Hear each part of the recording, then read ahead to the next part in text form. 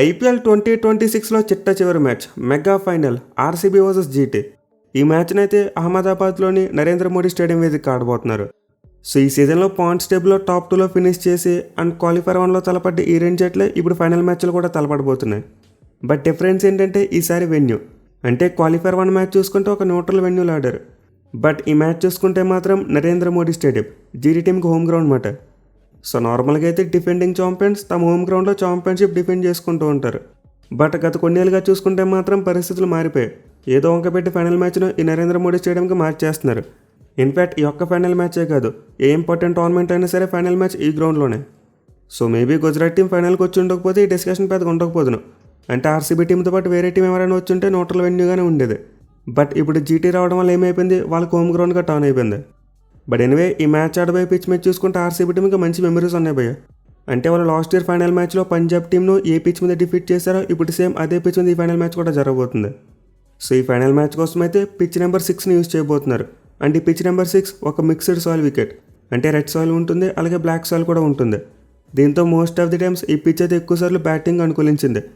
In fact ఇదే pitch number 6 మీద T20 world cup final match కూడా జరిగింది. మన టీం ఇంటే చాలా పెద్ద స్కోర్ కొట్టారు. సో దీంతో హిస్టారికల్గా చూసుకుంటే పిచ్ నెంబర్ 6 ఎప్పుడు కూడా హై స్కోర్స్ ప్రొడ్యూస్ చేసింది. కానీ ఆడ చూసుకుంటే మాత్రం కంప్లీట్లీ డిఫరెంట్ స్టోరీ భయ్య. ఈ పిచ్ నెంబర్ 6 మీద మొత్తం 2 మ్యాచ్లు జరిగాయి. ఒకటేమో జీటీ వర్సెస్ కేకేఆర్, మరొకటేమో జీటీ వర్సెస్ ఆర్సీబీ. ఈ 2 మ్యాచ్లు జరిగాయి. అండ్ 2 మ్యాచ్లో చూసుకుంటే కనీసం 190+ స్కోర్స్ కూడా రాలేదు. మరి ముఖ్యంగా ఈ 2 గేమ్స్లో ఫస్ట్ బ్యాటింగ్ చేసిన టీం ఆల్అౌట్ అయిపోయారు. అంటే కోల్కతా టీం 180 రన్స్కి ఆల్అౌట్ అయిపోతే ఆర్సీబీ టీం చూసుకుంటే 155కి ఆల్అౌట్ అయిపోయారు. అంటే ఆబ్వియస్లీ గుజరాత్ టీం 2 మ్యాచ్లు చేసి కంఫర్టబుల్గా గెలిచేశారు. సో ఈ సీజన్ ముందు వరకు చూసుకుంటే పర్టికులర్గా పిచ్ నెంబర్ 6 మీద భారీ స్కోర్లు వచ్చాయి. కానీ ఈ సీజన్లో మాత్రం ఆడిన 2 మ్యాచ్లు కూడా కొంతవరకు లో స్కోర్స్ వచ్చాయి. దీంతో ఈ ఫైనల్ మ్యాచ్లో పిచ్ ఎలా బిహేవ్ చేస్తుందని చెప్పడం కొంతవరకు ట్రిక్కీ. మేబీ మనమైతే మరీ భారీ స్కోర్లు చూడకపోవచ్చు.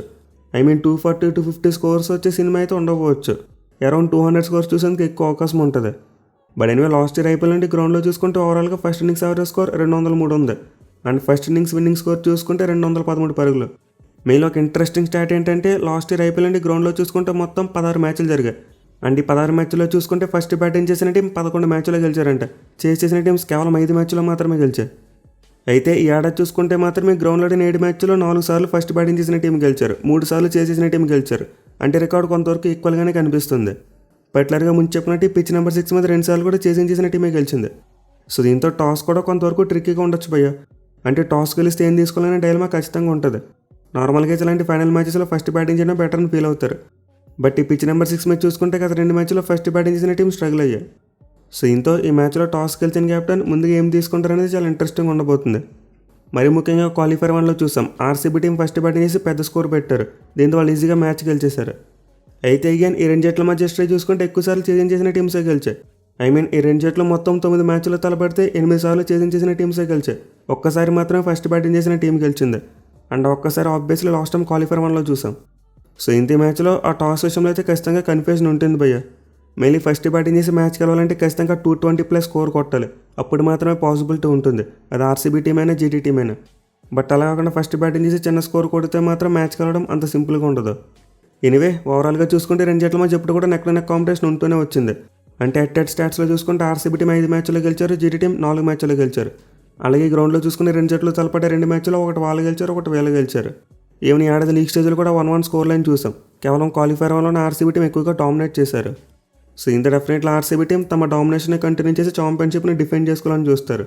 వేరేజ్ గుజరాత్ టీం మాత్రం తమ సొంత గడ్డ మీద రివెంజ్ తెచ్చుకోవాలని చూస్తారు. అండ్ ఆల్సో వాళ్ళ హోమ్ డామినేషన్స్ని కూడా ఉపయోగించుకోవాలని చూస్తారు. సో దీంతో ఈ ఫైనల్ మ్యాచ్ అయితే అన్లైక్ క్వాలిఫైర్ 1 కొంతవరకు క్లోజ్గా వెళ్తుందేమో అనిపిస్తుంది. ఇన్ఫాక్ట్ క్లోజ్గా వెళ్తేనే చూసే వాళ్ళు కూడా చాలా ఇంట్రెస్టింగ్ ఉంటుంది.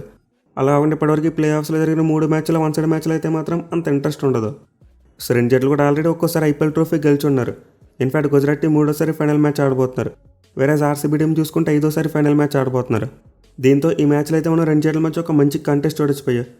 మరి ముఖ్యంగా ఆర్సీబీ టీంకు ఛాంపియన్షిప్ని డిఫెండ్ చేసుకున్న 3వ టీంగా మారేందుకు గొప్ప అవకాశం కనిపిస్తుంది. అంటే గతంలో సిఎస్కే మరి ఎంఐ ఈ 2 జట్లు మాత్రమే ఛాంపియన్షిప్ని డిఫెండ్ చేసుకున్నారు. అండ్ ఇప్పుడు ఆర్సీబీ టీంకు ఇలాంటి ఫీట్ని రిపీట్ చేసేందుకు అవకాశం అయితే దొరికింది. దీంతో వాళ్ళు ఛాంపియన్షిప్ని డిఫెండ్ చేసుకుంటారా, లేకపోతే గుజరాత్ టీం తమ హోమ్ గ్రౌండ్లో 2వ కప్ కొడతారు. ఇదైతే చాలా అంటే చాలా ఇంట్రెస్టింగ్ ఉండబోతుంది. ఇక ఈ మ్యాచ్ యొక్క వెదరుపట్టు విషయానికి వస్తే వర్షం అడ్డంకి ఏమీ కనిపించట్లేదు. మనమైతే ఫుల్ మ్యాచ్ను ఎటువంటి రెయిన్ బ్రేక్స్ లేకుండా చూసేందుకు అవకాశం ఉంది. ఒకవేళ వర్షం వచ్చి మ్యాచ్ ఈ రోజు పాసిబుల్ కాకపోయినా సరే నెక్స్ట్ డే రిజర్వ్ డే ఉంది. బట్ అలాంటి పరిస్థితి ఏమీ రాదనుకోండి, మ్యాక్సిమం ఈ రోజు మ్యాచ్ అయిపోద్ది. ఇక టీమ్స్ విషయానికి వస్తే obviously home team Gujarat team వాళ్ళకైతే ఖచ్చితంగా అడ్వాంటేజ్ ఉంటుంది భయ్య. పర్టికులర్గా ఈ సీజన్లో చూసుకుంటే వాళ్ళు ఈ గ్రౌండ్లో 7 మ్యాచ్లు ఆడితే 5 మ్యాచ్లో గెలిచేశారు. మరి ముఖ్యంగా సెకండ్ హాఫ్లో బ్యాక్ టు బ్యాక్ 4 మ్యాచెస్ గెలిచారు. అండ్ ఈ 4 మ్యాచ్లో వాళ్ళు 2 సార్లు చేసి గెలిచారు, 2 సార్లు ఫస్ట్ బ్యాటింగ్ చేసి గెలిచారు. సో గుజరాత్ టీంకి అయితే తమ హోమ్ గ్రౌండ్ ఎలా యూటిలైజ్ చేసుకోవాలో బాగా తెలుసు. బట్ ఎనివే గుజరాత్ టీంకు ఆ బ్యాటింగ్ విషయంలో ఉన్న ఓవర్ డిపెండెన్సీ గురించి అందరికీ తెలిసిందే కదా. అంటే వాళ్ళు ఎక్కువగా తమ టాప్ ఆర్డర్ బ్యాట్స్మెన్ మీద డిపెండ్ అవుతారు. మెయిన్లీ వాళ్ళకి మరోసారి ఓపెనర్స్ చాలా కీలకంగా మారుతారు. గిల్ అండ్ సుదర్శన్ ఇద్దరు కూడా చాలా మంచి ఫామ్లో ఉన్న ప్లేయర్స్. సో వీళ్ళిద్దరూ నిలబడి పెద్ద పార్ట్నర్షిప్ పెట్టారు. గుజరాత్ టీంకి గెలిచే అవకాశాలు ఎక్కువగా ఉంటాయి. అదర్వైజ్ వీళ్ళిద్దరు తొందరగా కొట్టయితే మాత్రం ఆ టీం మోస్ట్లీ ఓడిపోవచ్చు. At the same time Buttler లాంటి బ్యాట్స్మెన్ కూడా చాలా ఇంపార్టెంట్గా మారుతాడు గుజరాత్ టీంకి. సో బ్యాటింగ్ విషయంలో అయితే గుజరాత్ టీంకు it's all about their top order. వాళ్ళ టాప్ ఆర్డర్ మంచిగా రాణిస్తే మ్యాచ్ గెలుస్తారు. అదర్వైజ్ మ్యాచ్ గెలవడం ఆల్మోస్ట్ ఇంపాసిబుల్. అయితే బౌలింగ్లో చూసుకుంటే మాత్రం అలా కాదు, చాలా మంచి కలెక్ట్ ఎఫర్ట్ పెడుతున్నారు అండ్ మంచి ఫైర్ పవర్ ఉంది. ఎస్పెషల్లీ పేస్ బౌలింగ్లో రబాడా, సిరాజ్, హోల్డర్, ఈవెన్ పరిస్థితి తను కూడా మంచి బౌలింగ్ చేస్తున్నాడు. సో రబాడా అయితే ఆడితే చాలా మంచి రిథంలో కనిపిస్తున్నాడు. ఓవర్ 150 కిలోమీటర్ స్పీడ్తో బౌలింగ్ చేస్తున్నాడు ప్రతి మ్యాచ్లో కూడా. అండ్ సిరాజ్ చూసుకున్న అతను కూడా చాలా మంచి రిథంలో ఉన్నాడు. మరి వీళ్ళిద్దరూ పవర్ ప్లేలో వికెట్లు అందించిన ప్రతిసారి కూడా గుజరాత్ టీం ఆపోనెంట్ టీంను కొంతవరకు చిన్న స్కోర్కి కట్టడి చేస్తున్నారు. అంటే అరౌండ్ 200 స్కోర్కి కట్టడి చేయగలుగుతున్నారు. అదర్వైజ్ వీళ్ళ పవర్ ప్లేలో ఫెయిల్ అయితే మాత్రం ఆ భారీ స్కోర్ సమర్పించుకోవడం మనం చూస్తున్నాం. పర్టికులర్గా పవర్ ప్లేలో వీళ్ళిద్దరూ మంచి స్టార్ట్ ఇస్తే ఆ తర్వాత హోల్డర్ దాన్ని మంచిగా కంటిన్యూ చేస్తున్నాడు. సో ఇంత మరోసారి గుజరాత్ టీంకి 3 పేస్ బౌలర్స్ చాలా కీలకంగా మారుతారు భయ్య.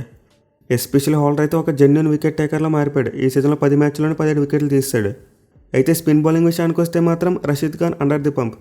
మనం 2 ప్లే ఆఫ్ మ్యాచెస్లో కూడా చూసాం, అతనైతే రన్స్కి వెళ్ళాడు. అండ్ ఆల్సో సెకండ్ స్పిన్నర్ విషయానికి వస్తే జీటీ వాళ్ళు అంతలా ఉపయోగించుకోవట్లేదు. లాస్ట్ మ్యాచ్లో సుందర్కి 2 ఓవర్స్ ఇచ్చారు, బట్ సాయి కిషోర్ని అసలు యూజ్ చేసుకోలేదు. అండ్ ఈ మ్యాచ్ కూడా సెకండ్ స్పిన్నర్ని అంతలా యూజ్ చేయకపోవచ్చు. ఇన్ఫాక్ట్ రషీద్ ఖాన్ కూడా ఫుల్ కోట్ ఇస్తారో లేదో డౌటే. సో మోస్ట్లీ మ్యాచ్ కోసం అయితే గుజరాత్ టీం ఒక ఎక్స్ట్రా పేస్ బౌలర్ని తీసుకునేందుకు అవకాశం ఉంటుంది భయ్య.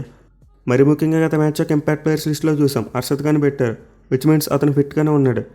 దీంతో ఈ మ్యాచ్లో గుజరాత్ టీం తమ బౌలింగ్ కాంబినేషన్ విషయంలో మార్పు చేసేందుకు అవకాశం ఉంటుంది. అంటే సాయి కిషోర్ ప్లేస్లో హర్షద్ ఖాన్ తీసుకొస్తారు. Other than this GT team యొక్క కాంబినేషన్లో ఎలాంటి మార్పు ఉండదు. ఇక ఆర్సీబీ టీం విషయానికి వస్తే అన్లైక్ జీటీ వీళ్ళైతే టాప్ ఆర్డర్ మీద మరీ అంత ఎక్కువగా డిపెండ్ అయ్యే టీం కాదు. అంటే వీళ్ళకి మిడిల్ ఆర్డర్లో కూడా ఫైర్ పవర్ కనిపిస్తుంది. పర్టికులర్గా ఆర్సీబీ టీం యొక్క బిగ్గెస్ట్ స్ట్రెంత్ వాళ్ళ కెప్టెన్ పటిడార్. అతనికి ప్లే ఆఫ్స్లో మైండ్ బ్లోయింగ్ రికార్డు ఉంది భయ్య. మనం క్వాలిఫైర్ 1 రివ్యూ వీడియోలో చెప్పుకున్నాం. అతనికి అయితే ప్లే ఆఫ్స్లో 100 కంటే ఎక్కువ యావరేజ్ ఉంది అండ్ 190 కంటే ఎక్కువ స్ట్రైక్ రేట్ ఉంది. సో దీంతో మరోసారి ఆర్సీబీ టీంకు పటిడార్ చాలా కీలకం అవుతాడు. అండ్ ఆబ్వియస్లీ టాప్ ఆర్డర్ అంటే కోహ్లీ, వెంకటేశ్వర్ అండ్ పడిక్కల్ వీళ్ళ ముగ్గురు కూడా చాలా కీలకమే. పర్టికులర్గా వెంకటేశ్వర్ కూడా ప్లే ఆఫ్స్లో చాలా మంచి రికార్డు ఉంది. అండ్ కోహ్లీ చూసుకున్న, పడిక్కల్ చూసుకున్న లాస్ట్ టైం గుజరాత్ టీం మీద చాలా మంచి బ్యాటింగ్ చేశారు. అంటే ఆయన తర్వాత చూసుకున్న టీమ్ డేవిడ్ క్రోనల్ పైన కూడా కొంతవరకు మంచి టచ్లోనే కనిపిస్తున్నారు. సో ఇంత ఆర్సీబీ టీంకి అయితే బ్యాటింగ్ విషయంలో డెప్త్ కనిపిస్తుంది. అయితే బౌలింగ్లో చూసుకుంటే మాత్రం ఎక్కువగా భూమి మీద డిపెండ్ అవుతున్నారు. అండ్ భూమి ఆల్మోస్ట్ ప్రతి మ్యాచ్లో కూడా డెలివర్ చేస్తున్నాడు, చాలా కన్సిస్టెంట్గా బౌలింగ్ చేస్తున్నాడు. సో దాంతోపాటు జాకబ్ డెఫ్ అండ్ జాస్ హెజ్ల్వుడ్ వీళ్ళు కూడా రాణిస్తే బాగుంటుంది. అంటే వీళ్ళు వికెట్స్ అయితే చేస్తున్నారు కానీ కొంతవరకు ఎక్కువ రన్స్ ఇచ్చేస్తున్నారు. వేరే రసిక్దార్ సలాం చూసుకుంటే మాత్రం ఎక్సలెంట్ ఫామ్లో ఉన్నాడు భయ్య. అతను మాత్రం భూమికి చాలా మంచి సపోర్ట్ ఇస్తున్నాడు. సో ఈ ఫైనల్ మ్యాచ్లో కూడా ఆర్సీబీ టీం మరోసారి 4 పేసర్స్తో వచ్చేందుకు చాలా ఎక్కువ అవకాశాలు ఉంటాయి. ఎందుకంటే మిక్స్డ్ సాల్ వికెట్ కాబట్టి మోస్ట్లీ ఫ్లాట్ ఉంటుంది. ఒకవేళ బౌలర్స్కి అనుకూలించిన పేస్ బౌలర్స్కి ఎక్కువ అనుకూలిస్తుంది ఈ పిచ్ అనేది. దీంతో obviously RCB team 4 pace bowling ఆప్షన్స్ని చూస్ చేసుకుంటారు. ఇన్ఫాక్ట్ 5వ పేస్ బౌలింగ్ ఆప్షన్గా షెఫర్డ్ని కూడా మరోసారి ఆడించవచ్చు. అంటే గత మ్యాచ్లో అయితే బోత్ షెఫర్డ్ మరియు శ్రేయస్ శర్మ ఇద్దరు ఇంపాక్ట్ ప్లే లిస్ట్లో పెట్టారో సేమ్ అదే రిపీట్ చేస్తారు. సో మేబీ పిచ్ ఏమైనా పేస్ బౌలింగ్ అనుకూలించి అలాగే ఎక్స్ట్రా బ్యాట్స్మెన్ అవసరం పడితే ఖచ్చితంగా షెఫర్డ్ని తీసుకుంటారు. లేదు పిచ్ ఏమైనా స్పిన్ బౌలింగ్ అనుకూలిస్తుంది అనుకుంటే మాత్రం వెంటనే శ్రేయస్ శర్మని ప్లేయింగ్ లైన్లోకి తీసుకొస్తారు. సో మోస్ట్లీ మ్యాచ్ కోసం ఆర్సీబీ టీం యొక్క ప్లేయింగ్ లైన్లో ఎలాంటి మార్పు జరగకపోవచ్చు. మరోసారి వాళ్ళు ఫిల్సాలను ఆడించేందుకు అవకాశాలు చాలా తక్కువ. ఎందుకంటే వెంకటేశ్వర్ అలాంటి చాలా మంచి ఫామ్లో ఉన్నాడు. దీంతో మరోసారి అతనే కంటిన్యూ చేస్తారు. ఇక ప్లేయర్ బ్యాట్స్ విషయానికి వస్తే చాలా వరకు క్వాలిఫైర్ వల్ల చెప్పుకున్న బ్యాట్స్ మళ్ళీ రిపీట్ అవుతాయి. అంటే మరోసారి కోహ్లీ మరియు రబాడా మధ్య ఒక మంచి బ్యాటిల్ చూడొచ్చు. రబాడా అయితే కోహ్లీని 5 టైమ్స్ అవుట్ చేశాడు. బట్ క్వాలిఫైర్ 1 మ్యాచ్లో కోహ్లీ రబాడాని చాలా మంచిగా కౌంటర్ అటాక్ చేశాడు. అయితే హోల్డర్కి అగెన్స్ట్గా చూసుకుంటే మాత్రం కోహ్లీ సీజన్లో 2 టైమ్స్ అవుట్ అయ్యాడు. అది కూడా సేమ్ ఒకే విధంగా అవుట్ అవడం చూసాం. అండ్ ఆల్సో ఓవరాల్గా చూసుకున్న T20 ఫార్మాట్లో ఆల్టర్ బౌలింగ్లో 4 టైమ్స్ అవుట్ అయ్యాడు. బట్ రికార్డ్ చూసుకుంటే మాత్రం చాలా వరకు మెరుగ్గానే కనిపిస్తుంది. మెయిన్ యావరేజ్ తక్కువగా ఉన్నప్పటికీ స్ట్రైక్ రేట్ మాత్రం చాలా ఎక్కువగా ఉంది, అరౌండ్ 185 ఉంది. సో ఇంటి మ్యాచ్లో జీటీ బౌలర్స్ విరాట్ కోహ్లీని ఎలా కట్టడి చేస్తారో చూడాలి. ఇక తర్వాత చూసుకుంటే కానీ పడిక్కల్కి మరియు రషీద్ ఖాన్కి మధ్య బ్యాట్లో ఉంటుంది. లాస్ట్ టైం అయితే పడిక్కల్ మంచిగానే సేఫ్ కాడేశాడు రషీద్ ఖాన్ని. కానీ ఈసారి మాత్రం జీటీ టీం కాస్త ఎర్లీగా రషీద్ ఖాన్ యూజ్ చేస్తే మాత్రం చాలా మంచి బ్యాటిల్స్ ఉంటాయి. ఎస్పెషల్లీ బోత్ కోహ్లీ మరియు పడిక్కల్ ఇద్దరు కూడా స్పిన్నర్స్ అంత గట్టిగా కౌంటర్ చేయరు. దీంతో జీటీ టీం పడిడార్ వచ్చేలేపై 5 ఓవర్ నుంచి రషీద్ ఖాన్ యూజ్ చేసుకోవాలి. అప్పుడే అతని నుంచి బెస్ట్ రాబట్టేందుకు అవకాశం ఉంటుంది. ఇక తర్వాత ఆబ్వియస్లీ ఆర్సీబీ కెప్టెన్ పడిడార్ను ఎవరు ఆపుతారనేది ఒక బిగ్గెస్ట్ క్వశ్చన్ మార్క్. అతనికైతే ఆల్మోస్ట్ ప్రతి జీటీ బౌలర్ మీద కూడా చాలా మంచి రికార్డు కనిపిస్తుంది భయ్య. మేరీ రషీద్ ఖాన్కి అగెనిస్ట్గా భయంకరమైన రికార్డు ఉంది అండ్ ఆల్సో హాల్డర్ను కొట్టాడు. ఈవెన్ పరిస్థితికి అగెనిస్ట్గా చూసుకున్నప్పుడు మంచి రికార్డే కనిపిస్తుంది, ఒకసారి కూడా అవుట్ అవ్వలేదు. సో గత మ్యాచ్లో అయితే గుజరాత్ టీం ఒక ట్రిక్ మిస్ అయ్యారు. అదేంటంటే పడిడార్ క్రీజ్లోకి రాగానే ఎక్కువగా బౌన్సర్స్ వేయలేదు, తను సెట్ అయ్యి ఇవ్వడానికి ప్రయత్నించారు. కానీ ఈ మ్యాచ్లో మాత్రం వాళ్ళు అలాంటి మిస్టేక్ని రిపీట్ చేయకూడదు. పడిడార్ బ్యాటింగ్కి రాగానే బౌన్సర్స్ ఎక్కువ వేస్తే బాగుంటుంది. ఇన్ఫాక్ట్ వైభవ్ సూర్యవంశీకి అలాంటి ప్లాన్ యూస్ చేశారో పడిడార్ కూడా అలాంటి ప్లాన్ యూస్ చేస్తే ఖచ్చితంగా వర్కౌట్ అయ్యేందుకు అవకాశం ఉంటుంది. ఎందుకంటే ఈ ఏడాది పడిడార్ ఆ షార్ట్ బాల్స్ విషయంలో కాస్త స్ట్రగుల్ అయ్యాడు. So let's see Gujarat team Patidar నాపేందుకు ఎలాంటి ప్లాన్ వేసుకొస్తారో చూద్దాం. ఇక జీటీ బ్యాటింగ్ సరైన చూసుకుంటే obviously Shubman Gill versus Bhuvneshwar Kumar evergreen battle. మనమైతే ఆల్రెడీ సీజన్లో చాలా రిపీటెడ్గా ఈ బ్యాటిల్ చూసాం. సో భూవికి అయితే గిల్ మీద మైండ్ బ్లోయింగ్ రికార్డు ఉంది. 14 ఇన్నింగ్స్లో 6 సార్లు అవుట్ చేశాడు, అది కూడా 79 బంతులకు కేవలం 80 పరుగులు మాత్రమే ఇచ్చాయి. దీంతో మరోసారి ఖచ్చితంగా ఇద్దరు మంచి ఎక్సలెంట్ బ్యాటిల్ ఉంటుంది. బట్లర్ గిల్ తన లాస్ట్ మ్యాచ్లో సెంచరీ కొట్టొస్తున్నాడు అండ్ భూవి చూసుకుంటేనే ఎక్సలెంట్ రిథంలో ఉన్నాడు. సో దీంతో పవర్ ప్లేలో భువనేశ్వర్ కుమార్ వేసే స్వింగింగ్ డెలివరీస్ను శుభ్మన్ గిల్ ఎలా కౌంటర్ చేస్తాడో చూడాలి. ఇక భూవికి బట్లర్ మీద కూడా చాలా మంచి రికార్డు ఉంది, 9 సార్లు అవుట్ చేశాడు. అయితే గత మ్యాచ్లో చూసుకుంటే మాత్రం అతని యాజ్లూట్కి మధ్య ఒక మంచి మ్యాచ్అప్ పడింది. మెయిన్లీ బట్లర్ వరుసగా బౌండరీస్ కొట్టిన తర్వాత యాజ్లూట్ కంబ్యాక్ చేశాడు, అతను వికెట్ తీసుకున్నాడు. అయితే ఓవరాల్గా చూసుకుంటే మాత్రం బట్లర్కి యాజ్లూట్ మీద చాలా మంచి రికార్డు ఉంది భయ్య. ఆ యావరేజ్ భయంకరంగా ఉంది, అలాగే స్ట్రైక్ రేట్ కూడా చాలా భయంకరంగా ఉంది. ఇక మరో top order batsmen Sai Sudharsan, అతనైతే బౌలర్స్కి ఛాన్స్ ఇవ్వట్లేదు, తనకు తాను అవుట్ అయిపోతున్నాడు. సో 2 ప్లే ఆఫ్ మ్యాచ్లో కూడా అతనైతే హిట్ వికెట్కి అవుట్ అయిపోయాడు. దీంతో మ్యాచ్లో మరోసారి అలాంటిది రిపీట్ చేస్తాడా లేకపోతే బౌలర్కి ఏమైనా అవకాశం ఇస్తాడో చూడాలి. ఒకవేళ అవకాశం ఇస్తే మాత్రం యాజ్లూట్కి చాలా మంచి రికార్డు ఉంది, 2 సార్లు అవుట్ చేశాడు. సో మోస్ట్లీ పవర్ ప్లేలో జీటీ టాప్ ఆర్డర్కు ఆర్సీబీ పేస్ బౌలర్స్కు వీళ్ళిద్దరి మధ్య జరగబోయే బ్యాట్లో మ్యాచ్ యొక్క ఫలితాన్ని డిసైడ్ చేస్తుంది.